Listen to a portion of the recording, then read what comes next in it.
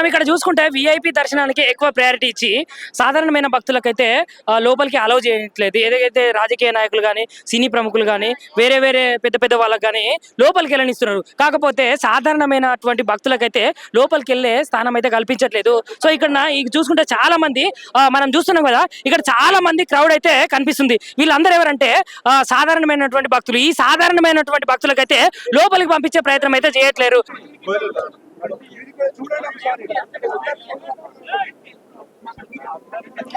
చూసుకుంటే ఇక్కడ పోలీస్ వ్యవస్థ కూడా ప్రతి ఒక్కరి దగ్గర వాగ్వాదానికి దిగి ప్రతి ఒక్కరితో మాట్లాడుతున్నారు. ఎందుకంటే అసలు లోపలికి పంపించే ప్రయత్నం అయితే వాళ్ళు చేస్తలేరు. కాకపోతే ఇక్కడ ఉన్నటువంటి భక్తులు అయితే లోపలికి వెళ్ళాలని చాలా మందికి ఉంటది కదా, లోపలికి వెళ్ళి ఆ దేవుని యొక్క దర్శనం చేసుకోవాలని చాలా మంది భక్తులకైతే ఉంటది. కాకపోతే వాళ్ళని ఈ గీత అవతలనే ఉంచి వాళ్ళైతే వివరించే విధంగా అయితే చేస్తున్నారు. ఒకసారి చూడండి. ఇక్కడ చూసుకుంటే ఇక్కడ ఈ పోలీసు వ్యవస్థ గానీ, అదే విధంగా మీడియా ఛానల్స్ అయితే లోపలికి పంపించే అవకాశం లేదని చెప్పారు. కాకపోతే అక్కడ చూసుకుంటే మీడియా వాళ్ళే లోపలికి వెళ్ళి యొక్క భక్తుల ఇబ్బందులే కానీ, అదే విధంగా ఎవరెవరైతే లోపల ఉన్నారో వాళ్ళ ఫొటోసే కానీ, విజువల్సే కానీ అందరు తీసుకుంటారు. కాకపోతే ఇక్కడ ఏంటంటే కేవలం కావాలని చెప్పేసి మా మీడియా ఛానల్ ఆపడం, అదే విధంగా ఇక్కడ ఉన్నటువంటి భక్తులను అయితే ఆపడం అయితే జరుగుతున్నది. ఒకసారి చూడండి. పోలీస్ వ్యవస్థ ప్రతి ఒక్కరు అంటే డబ్బు ఉన్న వాళ్ళను ఒక విధంగా, డబ్బు లేని వాళ్ళను ఒక విధంగా, ఇక్కడ ఉన్నటువంటి భక్తులనే చూడండి. మీరు చూసుకుంటే ఇక్కడ ఉన్నటువంటి ప్రతి ఒక్కరు సాధారణమైన వ్యక్తులకు సంబంధించిన వాళ్ళే, సాధారణమైన భక్తులే. కాకపోతే నిజానికి అసలుకే ఇక్కడ ఉన్నటువంటి వాళ్ళని అయితే బయటికి పంపించట్లేదు.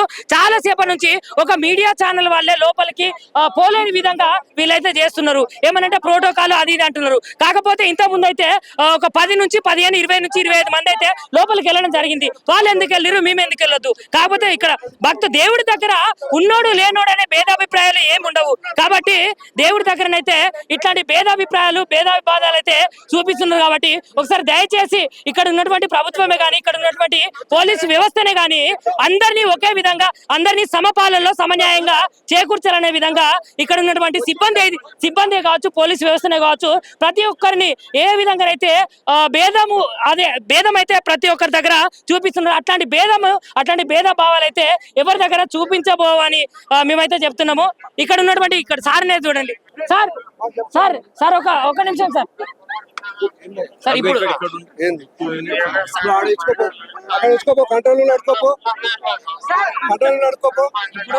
మేమిద్దరమే ఎంత మంది తీయలేపుకొని లోపల పెడతారు అంటే ప్రోటోకాల్ వితౌట్ ప్రోటోకాల్ కూడా చాలా మంది, వితౌట్ ప్రోటోకాల్ కూడా చాలా మంది లోపల పంపించకూడదు కదా సార్. ఇప్పుడు మాకన్నా ముంగట వితౌట్ ప్రోటోకాల్ ఎంత మంది పోయారు? నువ్వు దియా బాబుజీ. వితౌట్ ప్రోటోకాల్ లేకుండా కూడా చాలా మంది పోయారండి.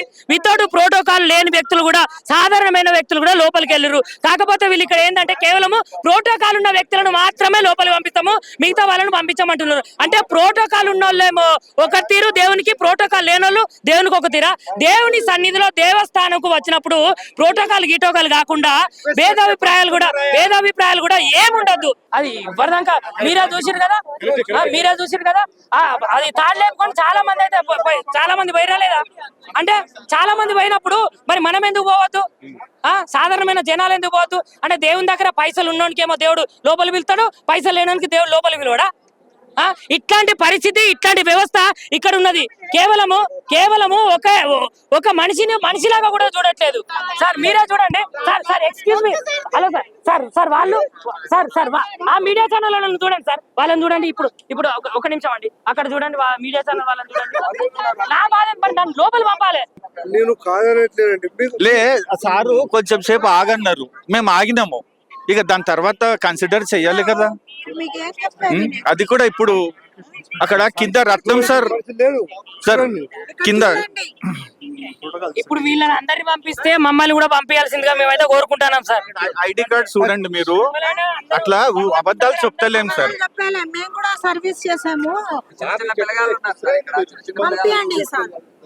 సార్ ఓకే సార్, ఇప్పుడు పంపండి సార్. చాలా సేపు ఎందుకు మమ్మల్ని మీరు ఏదో ఒకటి అనడం, మాతో ఏదో అనిపించడం, దాన్ని కాంట్రవర్సీ చేయడం, మీకు దండం పెడతాం ఎందుకు?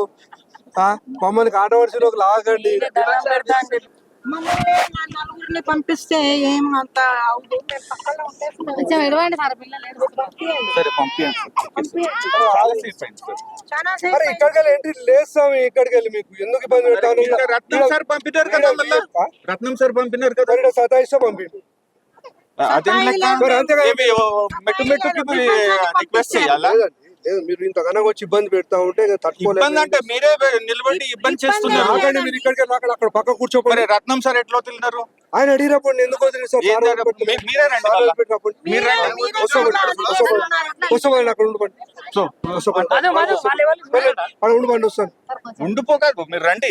మేము పర్మిషన్ తీసుకొని వచ్చినాం, పర్మిషన్ తీసుకొని వచ్చినాం. డ్యూటీ ఎవరు చేయాలి? ఇది ఆర్గ్యుమెంట్ చేస్తే ఎక్కువనే అవుతుంటది. ఆర్గ్యూ ఎందుకు చేస్తున్నారు మీరు? కొంచెం 2 నిమిషాలు ఉండన్నారు, 2 నిమిషాల తర్వాత పంపుతా అన్నారు. అక్కడ చూడండి, ఏజ్డ్ మనిషి ఉన్నారు, 86 ఇయర్స్ ఏజ్డ్ మనిషి ఉన్నారు. Priority first. నేను ఒక రిటైర్డ్ కర్నల్ అండి, ఆర్మీ నుంచి 30 ఇయర్స్ సర్వీస్ చేసిన తర్వాత మమ్మల్ని ఇక్కడ నుంచి పంపినంటున్నారు. మేము ఆంధ్ర నుంచి కాదు, తెలంగాణ నుంచి కూడా మేము కాదు, మేము ఆగ్రా నుంచి వచ్చాం.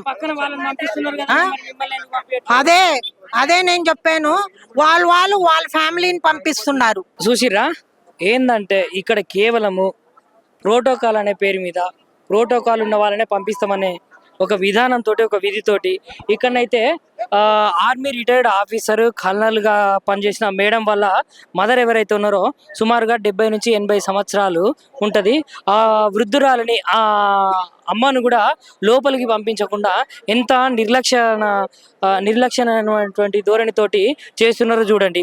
అదేవిధంగా ఇప్పుడు వాళ్ళ పక్కనే ఉన్నటువంటి ఎవరో సార్ ఉన్నారంట, ఆ సార్ను మాత్రమే లోపల పంపించి వాళ్ళనైతే ఆపేసిర్రు.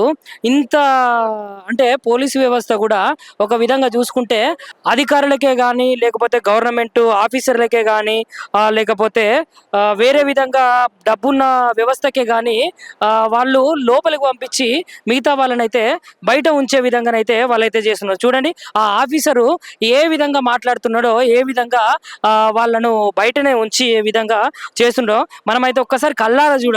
దాదాపు 60 నుంచి 70 సంవత్సరాలు అయితే వయసు ఉంటుంది. ఆ వయసు ఉన్న భారతదేశానికి ఆర్మీలో కల్నల్గా పనిచేసినటువంటి వాళ్ళకే ఇంత స్వతంత్రం లేదంటే సాధారణమైన జనాలకే కావచ్చు, సాధారణమైన భక్తులకే కావచ్చు, వాళ్ళు ఏ విధమైనటువంటి ప్రొటెక్షన్ ఇస్తారనేదే ఇక్కడ సమస్యగా మారింది. చూసుకుంటే మనము ఉన్నంతసేపే ఎవరిని లోపలి పంపించట్లేదు. మనం ఒక్కసారి కనుక బయటకు వస్తే వేరే వాళ్ళను, ప్రోటోకాల్ ఉన్న వాళ్ళను, ప్రోటోకాల్ లేని వాళ్ళని కూడా వాళ్ళు నేరుగా ఆ యొక్క తాడు ఏదైతే ఉందో ఆ తాడు నుంచి లోపలికి పంపించే విధంగానైతే చేస్తున్నారు.